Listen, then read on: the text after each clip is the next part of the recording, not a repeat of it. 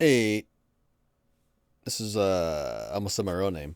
This is the Save Rings over at V-Gaming. I know, 2 videos in one day, or will I post this tomorrow? I'm not really sure.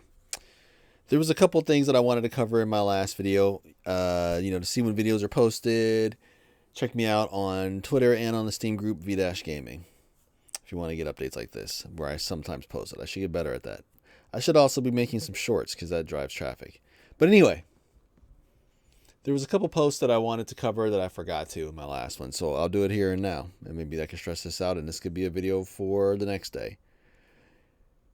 We've been hearing for a while from the ponies specifically, and the haters specifically, that this bad boy right here is holding back the industry. You know?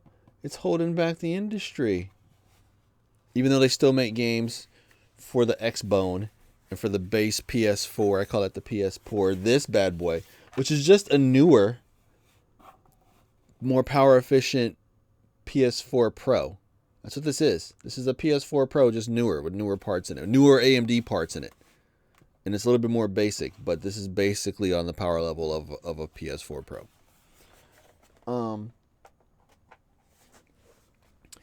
We've been hearing for a while that that's holding back gaming.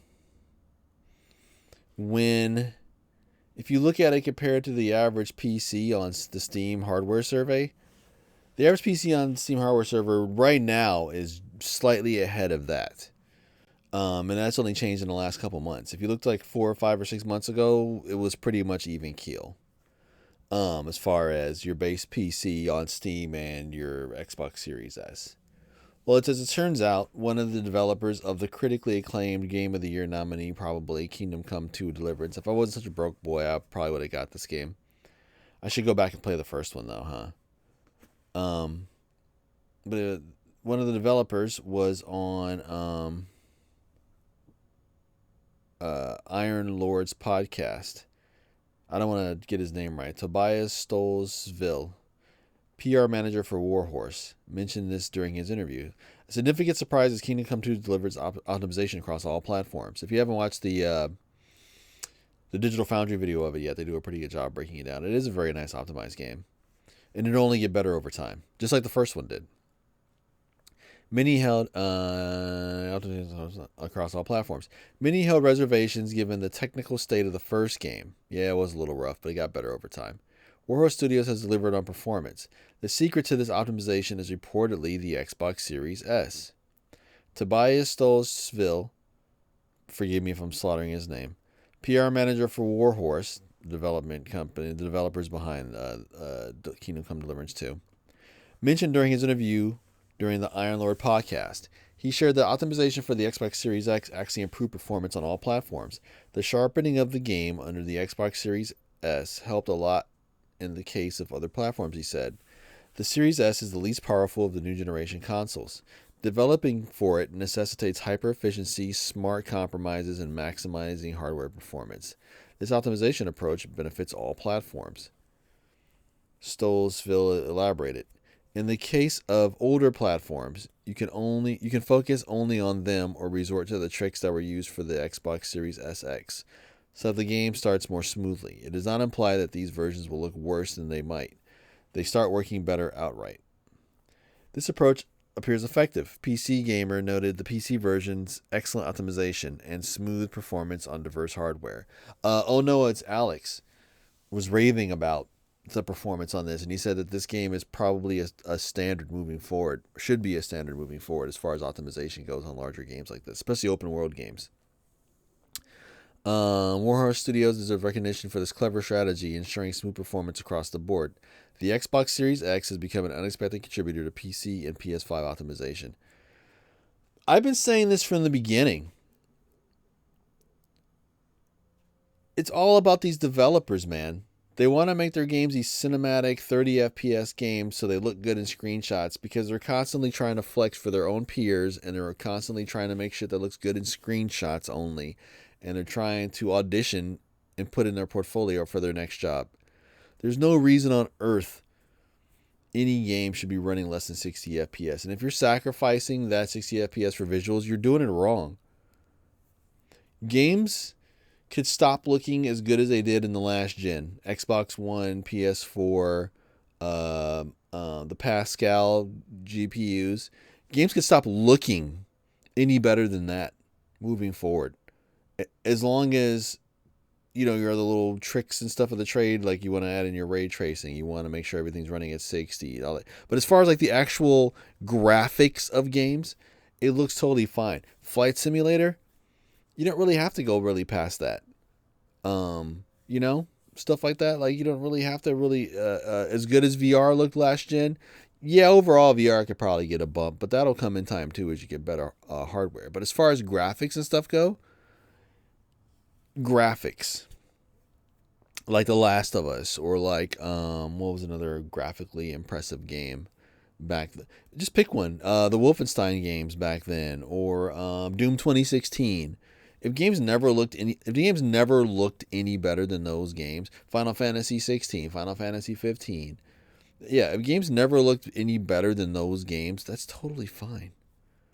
They look great. How much more detail do we need on eyelashes? How many more pores in the skin do we have to play games, be settled with games at 30 FPS so we could see all their hair flopping around? You don't need all that. It's all about art style. But I just thought that was good. I had to point that out because all the ponies and everyone's been saying that it's a bottleneck, even though they still make games for the Switch. Even though they still make games for the Xbone and the PS4. The PS4. That's what I call the base PS4. Nothing against you. I'm broke right now too. My default is broke. I either make really, really good money working in tech or I'm broke. There's like no in between. I am making a few games and I will keep you guys posted if there's any updates on that. But yeah, I just thought that was interesting. One of the most well-optimized games in a long time. Credits to Series S for making their game more efficient and easier to port and better optimized than most games. So just let that sink in, ponies. It is just coming up all else over there in Ponyland. And then finally, the other thing I wanted to talk about, since we're shattering myths, right now on Steam, there's the Couch Co-op Fest, meant to be played on PCs. As I'm speaking to you right now, I'm sitting in an office chair. Subtract office chair for sofa. And I'm playing on a TV. A 49-inch LG OLED TV. And I have all manner of controllers here I could use. I could use my Xbox controller. This is my default.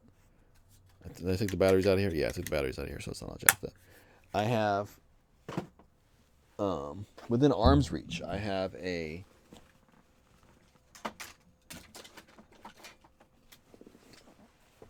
dusty Nintendo Pro controller, and I don't think there's one within arm's reach. But right there in the next room, there's two PS5 controllers I could just be easily using, sitting back in my chair, or with the aid of a $30 lap board from Amazon and my keyboard and mouse. And your mileage may vary. You can get a wireless keyboard and mouse, right? But mine's plugged in because my computer's right over here, plugged into my TV. And I have a second monitor right here, that I keep staring at, and it's a bad habit. I keep staring at that when I should be looking at you guys. Needless to say, you could play PC games from the couch. And also on Steam, any of these couch co-op games, you can also play online, even if there's no native online functionality to them. And that's from remote play together. That's where you can start up a game that has a couch co-op feature, invite a friend on Steam. They can join your game like they're sitting right next to you on the sofa. So like you would host a game. So let's say Vampire Survivors. You could play it up to 6 players now. Is it 6 players or 4? Let's just say 4. I think it might be 6 though. And normally they added a co-op mode to that. So if I was sitting here with my controller and someone else was sitting here, my son was sitting here, we could play a 3-player on the same screen, right? But if I have a copy of that game and my friend's in Indiana and my son is across town at his mom's house, all 3 of us can still sit there and play that game. I can invite them to my game the same way I could if we're sitting on the sofa via remote play together. So here it is, right here, remote play together. What is remote play together? Stream your games from your PC to other devices. Share your local co-op games online with friends. Stream games from your PC to your compatible headsets. Play anywhere. Play your Steam games on your phone, tablet, in VR, or other PC. Steam Link, how it works. Go anywhere and you can play Steam games on iOS devices. Oh, wow, you can do that? Download your game once and play it anywhere. Wait. Oh, yeah, I guess so. There is a Steam client for iOS. So on your Apple TV, you can stream from your computer, huh? PC to PC. Play on another PC or laptop by simply logging into Steam on both computers. Then visit your Steam library to start streaming between the two. Invite anyone. Instantly share your Steam local multiplayer games with friends over the internet for free. Using remote play together, one player owns and runs the game, then up to 4 players or even more with fast connections can quickly join in the fun. Invite anyone to play, see? Launch a game, invite a friend from your friends list, play together, they accept, and boom, you're playing together. Pretty cool, right? And streaming and all that fun stuff. Let's just see what games they got. Oh, Hammer Watch. Wait, I don't have this game. It's $2. I have the demo for this. Hang on, I'm gonna add this to cart. It's $2.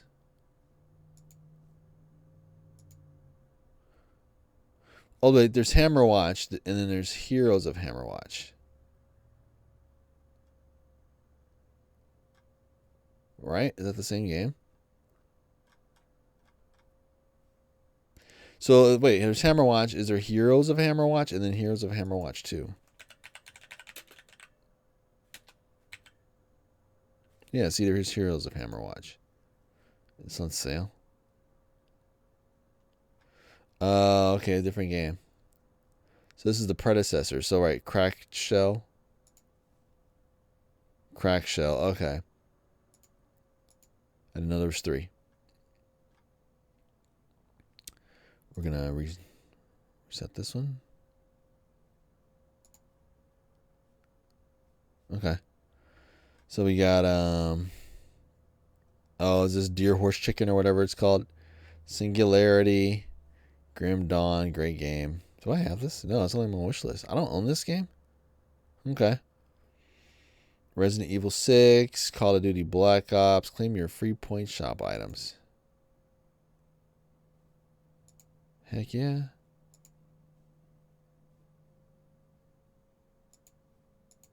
Player pair, free. Later. Co-op controllers, avatar frame. That looks pretty cool, actually. I'll do it later, though. All right, that was cool. Free items, I'll take it from my profile. But yeah, Project Zomboid. Oh, that'd be good. And if maybe it's okay, Call to the Lamb. I'm surprised I don't have this game already. I fell kind of behind.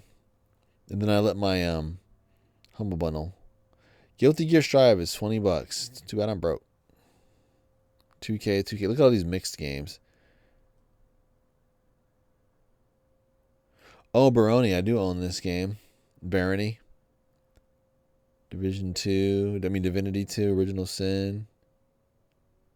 But I'm just saying. So you can play games co-op. So let that be another myth that's busted. So we busted 2 myths today. You can play couch co-op from a sofa. This is Casey. She's local here to Seattle. She's one of the Seattle Fox news anchors. So yeah, so there's that, and then there's the Series S actually helping. So that's about it. Spread the word. Tell all your pony friends. Tell all your mainstream casual friends. Just you can play a PC from the sofa. I'm doing it right now. These people right here in the picture are doing it right now. In the illustration, not a picture, the illustration. There's a sofa right here. There's a sofa right here. Okay, I know I'm sitting in an office chair, but you can swap this out for a sofa. I could be doing this from a sofa. I'm doing this on a TV right now. Okay. Keyboard and mouse tray, $30 on Amazon. Okay. All right, that's about it. Peace, you guys. Hit me up on the Steam group at V-Gaming and hit me up on Twitter at V-Gaming. Spread the word. Y'all be good. Peace out.